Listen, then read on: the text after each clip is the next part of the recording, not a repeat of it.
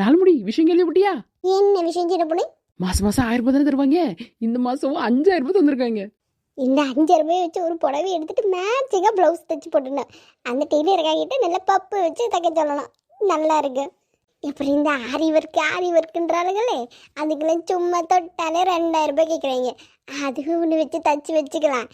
நல்ல மீன் கேட்டு சுற்றிக்கிட்டு வர நல்லா இருக்கும். ஐயே நாலுமுடி என்னாச்சு? ஏன் சோகமா இருக்கீங்க?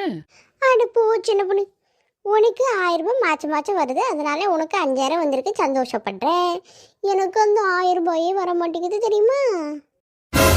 போய் பேசுறாடோ இந்த நாலுமுடி. சரிங்க நாலுமுடி, உங்க போன் கொஞ்சம் கொடுங்க, மெசேஜ் வந்திருக்கான்னு பாப்போம். ஐயோ சரியா கேட்டு விட்டாலே. ஃபோனில் வேறு மெசேஜ்லாம் அப்படியே கிடக்குது, டெலிட்டும் பண்ணலையே. இவளுக்கு தெரிஞ்சா கண்ணு வச்சு விடுவான்னு நினச்சி நம்ம இப்படி சொல்ல போய் நம்மளே மாட்டிப்போம் போலையே. சம்மளிப்போம். என்ன சின்ன பொண்ணு, எதுக்கு ஃபோன் கேட்குறேன்? நடிக்காதீங்க நாலுமுடி. உங்களுக்கு 1000 ரூபாய் வருதுங்கிறது எனக்கு தெரியும். இப்போ 5000 வந்துருச்சுன்றதும் எனக்கு தெரியும். சரியா?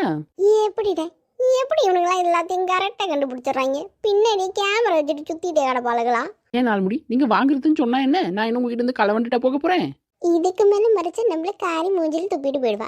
ஒத்துக்கிற வேண்டியதான். சாரி சின்ன பொண்ணு. உன் புத்தி இப்படி தானே, எனக்கு தான் நல்லா தெரியுமே. மூடிட்டு போடி.